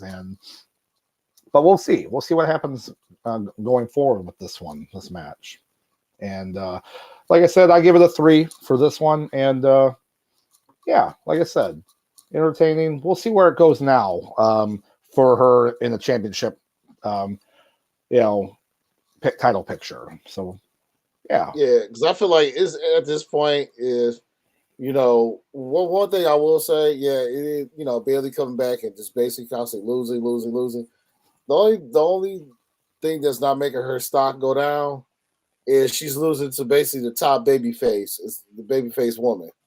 So, and she's then it makes her like an old '80s villain, where she's like, dang, spoiled, damn, Rod's foiled again. Oh, that's funny. I like that. But Guy, what would you rate that match? I'm gonna give it a 2.5. I would have gave it a solid 3, but because it was such weirdness to it, I just don't, I just don't think it was one of those things you just. I don't know. The storyline was, they've been back and forth. But I guess I'm looking forward to Bianca's next venture, which is just gonna plant the seeds for Rhea Ripley. So I think I'm a little bit over this one, but I get where they're going with it. Yeah. No, I gotcha. on that. But yeah, so moving forward, it does look like it looks like we do have a chat here. Yeah, I tried to read this chat. I mean, you can put it on there, but so I look like for Gina Wooten. So it says who I think what it's basically saying is who Roman Reigns is speaking to the two people over getting married. And I believe she's referring to the thumbnail that Sauce made. And yeah, that's what they're and what's basically what it is. I'm an idiot. Okay. No, Sauce, come on. But yeah, so Gina, so basically that I made. So Gina, what it is we're doing Crown Jewel reactions, but we're also talking about wedding in wrestling and everything. And so that's kind of the idea. Roman Reigns got both belts. It was kind of a fun little thing. So that's what it's really all it's about. So yeah, he's married to those belts. Yep. But yeah, so it looks like we do have another chat here. So it's from Mr. Avery Joseph, and it looks like we have. And I think we all know what this is, gentlemen. So we're gonna. Here we go. Hold on. We got you. And on 3, 1, 2, 3. There we go. We're so mature. Thank you so much, Avery, for your contribution to our chat. But we also have Gina put on here for congratulating Roman Reigns as the winner. And yes, we're about to go into that match, but I'll tell you right now, I was pleasantly surprised with the match outcome. And the match itself. And I was surprised to like it as much as I did. But yeah, so Logan Paul, Roman Reigns, media influencer versus tribal chief. I mean, obviously it's done for the publicity, right? Yep. We got it's obviously done for that. Anybody that sits here and says it's done for publicity, it's like, yeah, we know. Like wrestling hasn't done that for years. Back a few weeks ago, we did our celebrity squared circle episode talking about throughout decades of wrestling, they would bring celebrities, sports stars, musicians into wrestle. And, guess what? It's all about ratings. It's all about the buy rates. So my thing why I knew this was going to be a better match is after watching Logan Paul at WrestleMania and at SummerSlam, he looked good and wanted to be better. He wanted to learn the craft with wrestling and not show up to be like a dingus, like just not like I'm there, haha, whatever. I'll take some selfies and whatnot, and that's it. No, this guy, like, just watching this match, if he was never like an influencer and the same exact person got in that ring, everyone would say, this is rookie of the year, no questions asked. This guy looks great. But because he's got this notoriety as this, as a media influencer, that comes off as like, oh, that's what I mean? There were some people, I was reading some comments from some of my pages I follow, and someone was like, oh, what, they're going to get Mr. Beast now? And I'm like, well, no, because, he's not a wrestler and he's not in any shape to wrestle. So that's not the same thing. I don't see the correlation there. But I mean, watching this match though, the crowd, the entrance was cool though. That was a pretty sweet entrance for Logan Paul. Oh, yeah. He was up on like that platform, which I'm not gonna lie, I'm not super scared of heights, like especially if I'm on roller coasters, but I don't like being high up and then like stationary like that. So when I saw I'm like, I hope he's like somehow like locked in there, but oh man, but it was cool, he's doing his live videos and stuff, and it was an interesting match. He worked so well with Roman, and Roman doesn't ever get a lot of credit for making other people look good. And he definitely made Logan Paul look good. Like throughout this match, there was at least 2 times I thought Roman was going to lose. And even though there was a 0% chance he was going to lose, but it was like, you had that weird like moment. And I'll tell you something, just some of the moves that he was making, how he could just, jump from the ring apron to the top rope, he could jump over the rope. Like, he was great athleticism. And then out of nowhere, and this is funny because I talked with Sauce last week about this. I said to him, he's going to pull out a couple new moves that we haven't seen him wrestle used. Yeah. And then this man does a freaking buckshot lariat. Perfect. Better than CM Punk. Well, and better than Page. And he just pulls it out of nowhere. And it was like clean, looked great. And I'm just sitting here like, what just happened? And yeah, it was. And then I don't know, like Guy, what were your thoughts going through with this match? I mean, it was awesome. I mean, it was far better. When you first look at it on paper, it's like, what is this crap? To your point, like, are we serious with this? But again, I talked to Sauce about this earlier about people who, and he mentioned like people who actually take the craft seriously, and you can tell they're fans versus people who are just there for a paycheck. And he takes the craft, very seriously. And a couple of his matches, even the one against the Miz, was pretty good. And when he had the tag team match, so I don't think it was nothing really. I didn't find too many faults. And it was awesome when he took the selfie jumping off the. Oh yeah, I mean that was because I'm sitting there and I'm like, first off, he set him up and he did a frog splash like Rob Van Dam would do, like the turning in midair. So he's on his phone, does it, and posts it, and it's a real video. It's not like that didn't post. I mean, it hit good, and I'm sitting here like, oh, he's dead. He's really hurt, and we'll get into that a little bit. But no, he looks good. When you do things like that, you just elevate yourself to another level, and I think that everybody, has a different perspective looking at that match with Logan Paul and Roman. Like you said, that's why he is where he is, and that's why he's at the top, because he can make anybody look good and he can definitely sell it. And the part that really they sold it really, really well is the one lucky punch, and nobody talked about that one. That was pretty good in the beginning of the match, and he just hit him. And, well, yeah, because they were talking about that before. Like Paul Heyman was like, "Oh, you got an unfair advantage. You got like metal pens in your hand," and yeah, it was really cool because it was like the lucky punch versus the Superman punch. It was kind of like that. And then he made it look good too. A punch is hard to do in wrestling, but he made it look like he really just walloped them and knocked them out. And yeah, it looked good too. And like he did another perfect frog splash in the ring, and it was like, where's this coming from? And outside interference, you had Logan Paul's like posse there at ringside. So the Usos, they were fighting them and doing their thing there. And then you bring in Jake Paul. Paul, yeah, you knew he was coming. Even if they hadn't announced him, I'm like, Jake Paul's gonna come out. I mean, come on.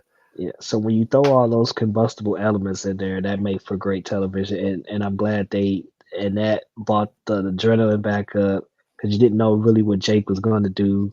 He threw a couple punches or whatnot, and then the Usos gonna get involved, of course. But that makes for a compelling story.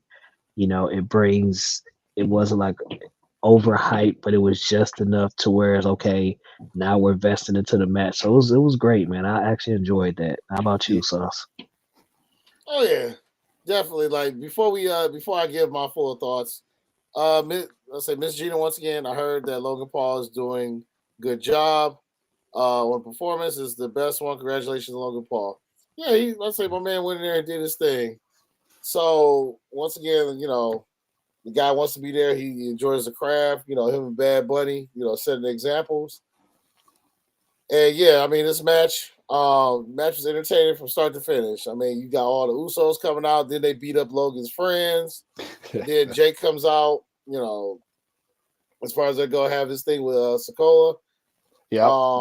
I say, like, once again, like you guys were saying, like, if you had no idea who Logan Paul was, he was just Joe Schmo, just in these tights, you know, coming out to fight Roman. You would think, like, hey, this rookie is good. Like, why was he on NXT? Where did this dude come from? Right. I know. It was crazy. Like, thinking about that. And, you know, like I said, there was a couple spots there where you really thought there was a chance to win. But, you know, realistically, we knew he wasn't going to win. But it still was made into a match where it looked great. And there's a great picture that WWE has and they put online of Logan Paul in midair, like jumping high off the ropes, going after Roman. And it was just some great photography done for that.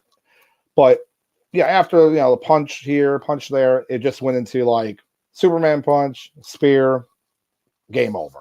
But he knew, you know, he knew, like, oh, this was a good match, entertaining. But then after the match, Logan Paul came out and was like, yeah, torn meniscus, torn MCL, torn ACL. Like, his knee is just jacked up, you know, body jacked up. So let's talk about that for a second. I'm glad you brought that up. So he's going to be out for a while. Yeah. You know, we won't see him probably until sometime next year, maybe. But do you think it's one of them things where Roman is defending his title and he comes out and costs Roman his title? Just a thought. It could. I mean, it's very possible, especially, like, okay, think about it this way. All right, let's book it this way.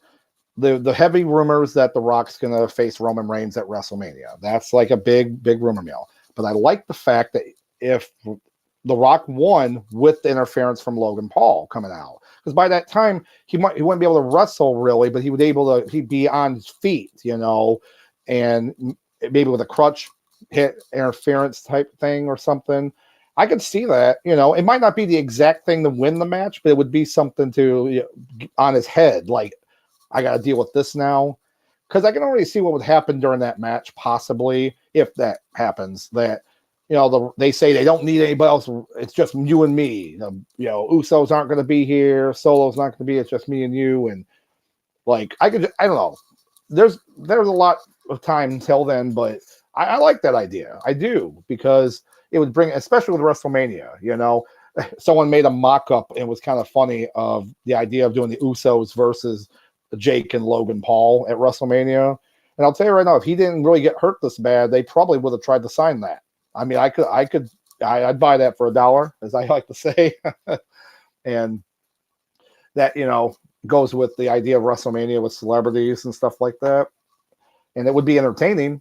It would be a better match, you know, but alas, unfortunately, with his injury, it doesn't look like he'll be wrestling until probably, I don't know, what, SummerSlam next year, or, you know, whatever, July or something around that time. But I hope he does come back, and I hope he does do more wrestling, you know. I really do. So, but we'll see what happens though on that. And as for as for a rating, though, definitely I'm giving it a 4.5. You know, 4 headlocks and a Ric Flair chop, because to me it was entertaining throughout the entire match, even all the little antics with everybody else. So it turned into something that most people wrote off as just a joke match, and it turned into a very surprising match. But Sauce, what would you give that? What would you give it? Well, let's see how the guy feels. I'm gonna agree with you. I'm gonna give it 4 and a chop as well. Like you said, it was it was better expected, you know, better match than we thought it was gonna be. So yeah, definitely entertaining. It gave me old vibes when The Rock used to grab the camera and talk trash and everything. So definitely think that was a 4 and a Ric Flair chop. Yeah. All right. I agree with that. Oh yeah, agreed. Like mine is going to be 4 headlocks, but no Ric Flair chop, just 4 headlocks. It was an entertaining match from start to finish. I was pleased, And for the most part, obviously Roman does his thing. Logan did his thing. First Mayweather, then Roman. Well, since he can't really move now, I guess he can challenge somebody in NASCAR now because he's gonna be sitting down now. Oh my gosh, that's funny. But so there it happens. There was Crown Jewel, and it really was a very entertaining pay-per-view. Very, to me, again, as I mentioned before earlier, to me the best Saudi Arabian show they had. I hope that continues with it. We're going to always have those shows. They're already going to line them up for next year, so we got to get used to them. As long as they just book them with matches that people want to see that make sense booking wise, that's all I care about. Because if you just throw people together and then last minute and have a match and then there's nothing else after, it doesn't make sense. I don't know. That's just me, but we'll see. We'll see what happens in the future on that. But so moving on, as we mentioned at the beginning of the podcast, we got wedding bells this week. And like I said, I am getting married this Friday to my beautiful fiance, Holly. And, throughout wrestling, there's always been some fun, entertaining moments with weddings and wedding ceremonies and stuff like that. And I want to talk about that with you guys and with you guys too, all listening and watching, because they're whether they were bad, ugly, they were funny, but they were always memorable. That's all. So, but like I said, we brought on Guy here because this guy here is a married man, and he's been married for how long, Guy? 12 years. 12 years. So that's awesome. I think that's longer than Bruno Sammartino's reign. There you go. So that's awesome, and we all have good memories and remember a lot of these moments. And I, did some research, and trust me, there's a lot more, but we're just going to talk about just a few ones here. And if you guys have something I'm not mentioning, definitely shout it out, or because we remember some fun ones, So sure. I'm gonna tell you the greatest one in history. So the greatest wrestling wedding in history is Triple H and Stephanie McMahon. Boom, right there. Triple H, Stephanie. Come on, man. Of course. Oh, yeah. It could never fly today at all. That storyline could never fly today. But yes, it was ridiculous. You had Stephanie and Tess getting married, and then Triple H has the video on there. Oh Lord. Well, here's why, because that segued to so much more bigger things. Oh yes, we got ones that was in the past, but this would open the floodgates to so much more stuff. That's why I said it was the greatest. And just for Stephanie to actually make a heel turn. Well, that was the best part, because you had McMahon versus Triple H, and then she turns heel as the Stephanie McMahon Helmsley era. And yeah, it was a great time, to do all that story. And with that being said too, with that happening, that became, at that point, Triple H became the greatest rival for The Rock. I know everybody always talk about Rock and Stone Cold, but to me, The Rock's greatest rival nemesis was Triple H. And that whole McMahon Helmsley era was definitely, was perfect for The Rock. Yeah. Oh yeah, that was a great time there. So you had the power couple. You had that kind of power couple aspect, and she was women's champion, he was WWE champion. It was great. It worked so good for the storylines, and yeah, trust me, that was a very memorable time. And Stephanie's been in several different things. Before that, she was part of the unholy ceremony. Was Undertaker almost being sacrificed, which you definitely can't do today. Oh yeah, right. It's we're just gonna put her on this cross while we're incantations and stuff. Don't worry, no kids, it's fine. It's fine, And it was still, it was entertaining. And then talking about the one we just had here with Stephanie and Triple H, 3 years later, they do the wedding vow renewal storyline, where then Triple H, face, and freaks like dumps her there, and she's screaming. And I remember they used that all the time, like that video of her like in the dress, like screaming. They would use it on everything. The Bridezilla. Yep.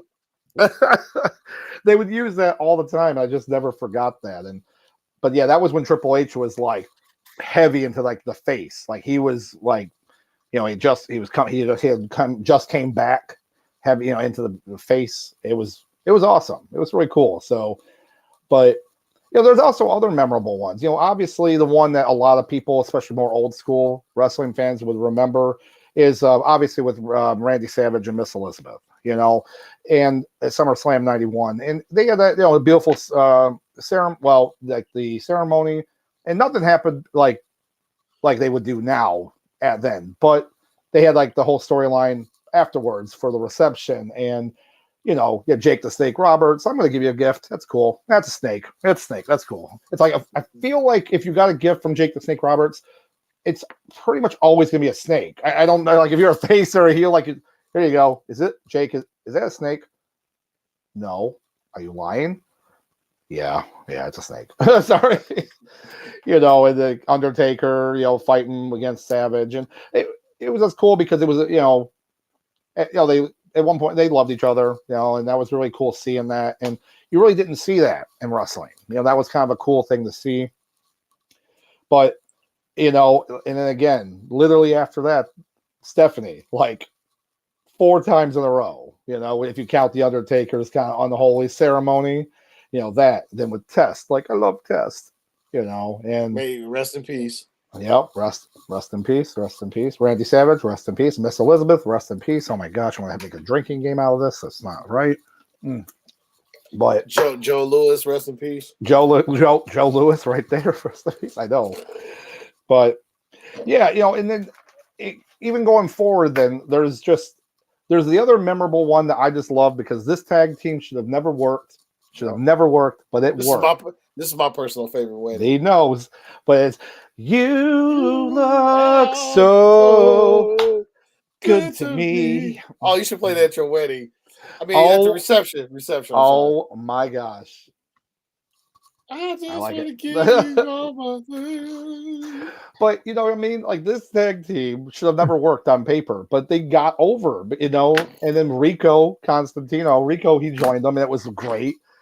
But it was just, they were the great heel tag team that you just like, you don't want to lose to them. And like Chuck Palumbo at one point, he has hair long, dyed blonde, platinum blonde, and he put his hair in like pigtails, like braided pigtails, and it was ridiculous, But if you look at Billy Gunn then, and look at him now with the Acclaimed, I mean, he still looks good.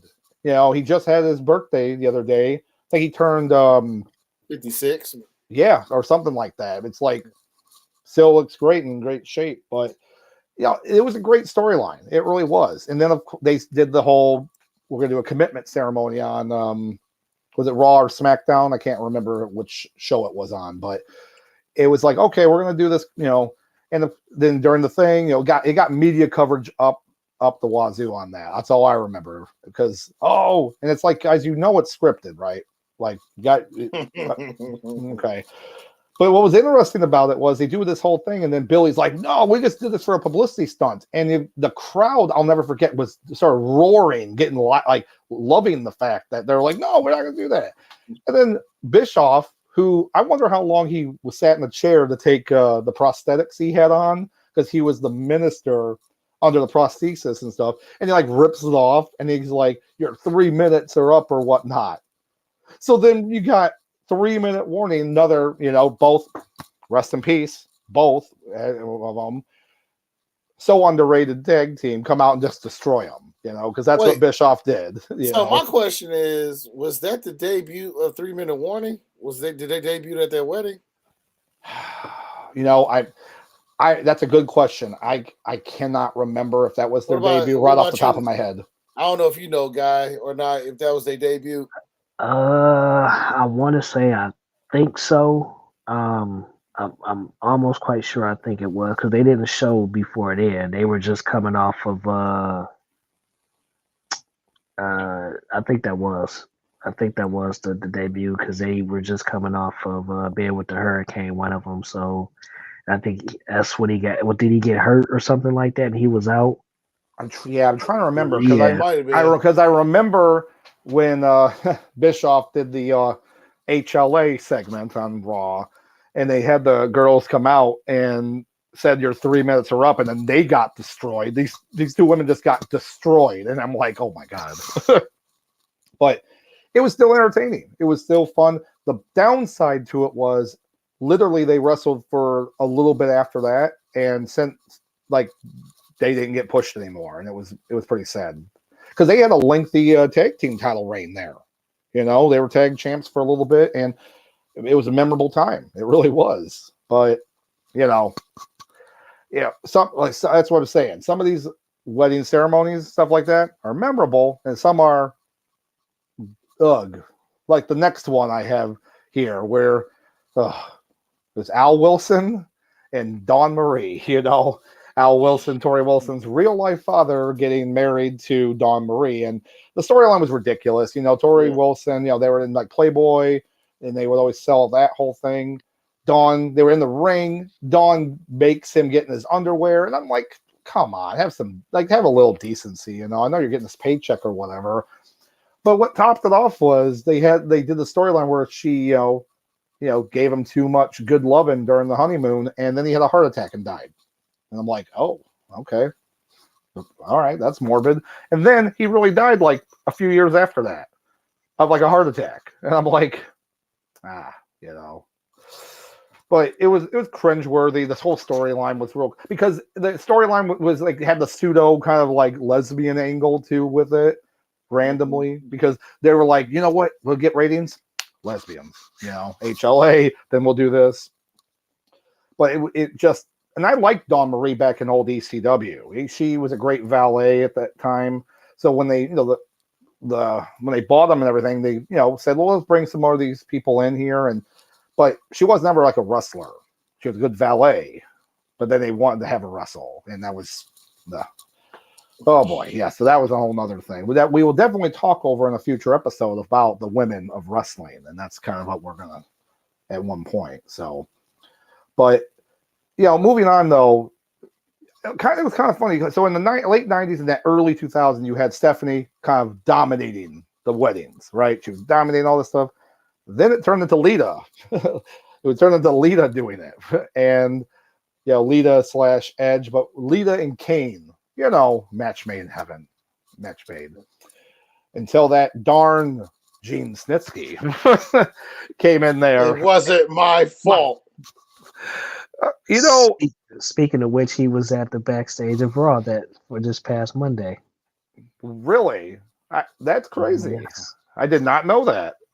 Because we were just talking about him yesterday, me and Sauce said, like, whatever happened to that guy? And I remember when that storyline happened where, you know, he caused her to miscarry the baby and all that kind of stuff, that he had nothing going for him. He didn't really have anything going for him. And then that happened. And then like he had this random resurgence of his like heel. Like everyone hated him because, you know, he killed the baby. He's a baby killer. Like it was like, that was how they booked it. So that he was a heel for that reason. And, you know, for a few months he had work with Kane, you know, and it was interesting.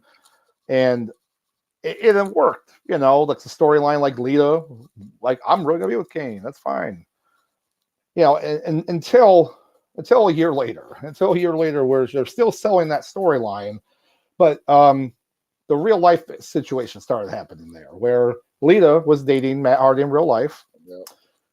Then Lita cheated on Matt with Edge in real life, and they decided, hey, let's make this a storyline. Well, you know, Matt Hardy, and mind you, this is in 2005. This is like pre-social media. Facebook literally just came out that year, so it wasn't even that thing.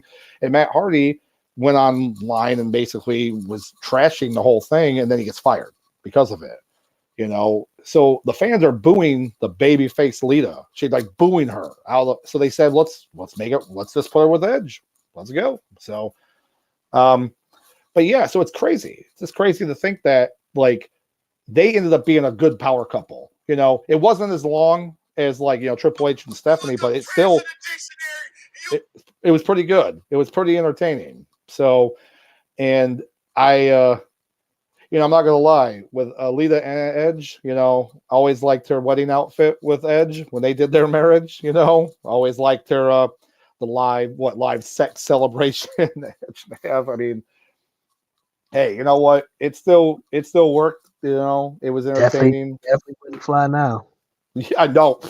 Are you kidding me? Look at all the stuff we've had. Stephanie getting drugged, getting married unconscious. Stephanie being crucified, sacrificed. Well, about to be sacrificed. About to be sacrificed. Stone Cold took her spot. Yep. So it was crazy, but it's wrestling, And the best way I can put it is this: if any of you guys watching are like wrestling fans, but you're also South Park fans, one of the best episodes is the WWF the wrestling episode, and that episode's great because they explain how storylines like that sell, but then wrestling, they're like, we don't like wrestling. That's stupid. We like the storylines. Like, oh, you mean like Vince Russo? Oh Lord, bro, stop. Hey, come on, bro. Hey, bro, you see someone's waving at us, bro. I do see that, bro. Jessica Hale, we're waving back at you. Let's go. Thank you for watching and commenting. We always appreciate it. And then we got Papa Mafia here.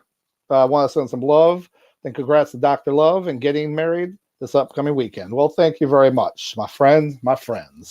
And yes, it's been a long time, getting situated. We, had a delay with the pandemic and everything, pushing everything back. But yes, we are 3 days away now, less than 3 days. We're pretty much all set, and we're both very excited. So I can't wait. And Sauce is is one of my groomsmen standing in the wedding with me. So yep. That's what I'm talking about. It's gonna be a good time though, and there's so many things when it comes to like with these like weddings and wrestling ceremonies, and there's some bad ones. TNA Impact, oh Lord, they had some. Karen and Kurt Angle, they had a storyline that was ridiculous, where AJ Styles by the end of it accidentally gets married to Karen Angle. But that's not even the worst part. And it wasn't the worst part is in real life, Karen leaves Angle to get with Jeff Jarrett. And then they do a real storyline where Kurt had to be like the lackey and then watch them make out and do all this stuff. And it was, mind you, this is the height of Perk Angle. This is the height of him. And he could have probably snapped Jeff Jarrett's neck anytime he wanted to. And he had a lot more self-control than I would have, It's very weird. It's very weird to do something like that in the storyline. So I don't know. But Impact, Impact, of course, reminded me of some bad WCW times with Russo because, of course, he was there for a while. So, Brooke Hogan had a little thing with Bully Ray in the Impact, the height of the Aces and Eights team, and there was just, I don't know. They had some other newer ones. I believe we talked about that, Sauce, yesterday. We were with it Bobby Lashley and Lana, and that great riveting storyline that they had. I don't know what they were going for on it, honestly, but it did not really work. It was funny though when he had like the vest. It's just a vest and a little bow tie on, and that's all he had on. It was like, oh, it's funny. That's kind of funny. But what takes the cake for like just craziness though has to be with Dana Brooke and Reginald when they had their little thing, and then it was a 24 championship mayhem or Akira Tozawa. That's what it was. It was Akira Tozawa, I think, and she jumps off the top rope, crossbody block in the wedding dress, and they're just all like, I get it, like the 24 championship is like the pseudo hardcore title with no hardcore elements. Yeah, we get it. But, I don't know. It was still it was funny with the whole wedding aspect for it. So I'm down for it, for that slight entertainment for that point. But I don't know. Was there anything that you guys thought was memorable or your favorite? Obviously, Guy, we know your favorite, which was, again, probably the biggest highlight, I think so. But What about you, Sauce? Was there anything that jumps out at you besides the Billy and Chuck great in this moment? So You already nailed it. there we go. Hold on. There we. Oh man. But yeah, that's absolutely right though.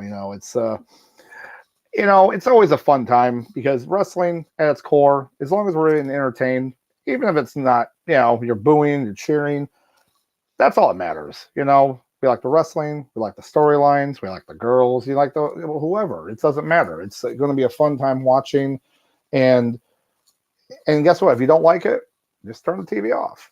You know what I'm saying? Turn it to a different channel. Don't go online and start typing away like, this really upset me and I don't really like this. Stop. Don't. Well, I got to hit you with the Running Man. Don't touch that dial. Yes. Don't be like Vince Russo that literally every week wrestling happens, he has to rip on something that everyone else likes because he has to be that guy. And it's so funny because these articles are always wrote the way like, former wrestling veteran has this problem with so-and-so. And I go, and I'm in the comments, I'm like, is it Vince Russo again? Can you just say it's Russo in every single one of these things? It's either, oh gosh, it is what it is. So, but, like I said, wrestling, weddings, memorable time. That's why I wanted to share those with you guys, especially because of, getting married this week. And with that being said, there is one other thing that I do have to tell you, Guy. So every week we do what we call the heat of the week, and it's basically a wrestler, wrestler or someone in wrestling that week or whatnot that you believe is like was a highlight of the week for whatever reason, whether they had a great match, whether they did a great promo or anything like that. That just had an impact in wrestling. So we kind of do that. So, in your opinion, if you don't have one, you could, we could go back to you. But in your opinion, who would you pick for Heat of the Week? Well, I'm going to pick a promo, and it was cut this past Monday. Even if you guys haven't seen it, it was one of the best promos I've seen in a long time. It was the New Day. Yep. And the Usos. That was one of and it was passionate. It drawed you in because everything was connected. Those guys went through so many battles, but that was one of the best promos in a long, long time. I mean, they bought it until Riddle came out there, but I'm not going to talk about that. But it was a fantastic promo. So that is my Heat of the Week. All right. I like it. Yeah, it was a great promo. It really was. So, but Sauce, what, my man, is your hero? So, I had a couple different ones, but first it was going to be the Acclaim because it's just awesome. Then it was going to be Rey Mysterio because this guy, even this late in his career, this man still putting on quality main events. Like the other night, you had people yelling, "This is awesome," with the Intercontinental match. But my Heat of the Week is going to be Logan Paul. My man came in. He could have made an ass out of himself. He could have botched everything from here on in. Or they could have just did like a quick squash match and call it a day. But this man came in. He came in like he had something to prove. And they put on, I want to say they put on a 25, almost 30-minute match, and he did his thing. And hey, I say kudos. I say nothing but kudos for me. There you go. It was good. It was good for pro wrestling. I mean, it's good for pro wrestling. It's good for publicity. Everybody won, but you know who the biggest winners were? Us as the fans. Oh yeah, for sure. Because it's entertaining. It brings in a bunch of people by being so in the mainstream in the media to watch this, get a lot more views because it's like I never see wrestling, but it's like, oh, this guy that I follow. That's really cool to see that. And some of those people are going to stay connected for him for at least a little bit. So yeah, definitely. And I'm not going to lie, you kind of took the words out of my mouth because Logan Paul was definitely my Heat of the Week as well. So, and just to piggyback on that, it's just, we've already talked about it too. It's just the fact that he appreciates the art and the craft of wrestling, and he wanted to learn it and not, make a joke of it.